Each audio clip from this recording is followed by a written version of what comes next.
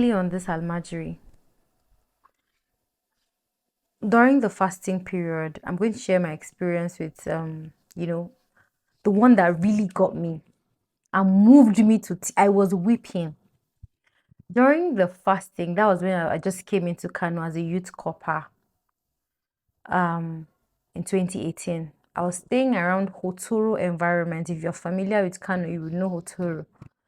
And early in the morning was the first fast that I was experiencing in Kano, and I just moved into that area. Prior to that time, I was living in Nasarawa GRA, so you hardly see Almajiris come around to beg. But because I just moved in, I moved in during the fasting period, or that was like my first fasting in Kano, experiencing the entire Ramadan. And early in the morning, I just heard children beg, "Oh, please help me.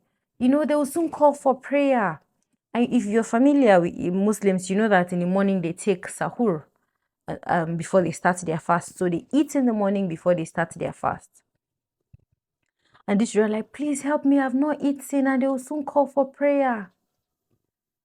And I woke up and I sat on my bed and I started crying. And I said to myself, then I was going through a difficult patch with my dad. And I was like, God, this child was loved, and he was somebody that thought of having this child, that had this child, and now the child is left on the streets to beg. I was moved. Like, I was just packing anything in my house. I gave the boys, and then they ate and they left. And then I asked my neighbor, "Is this what happened?" She's like, "You have no idea."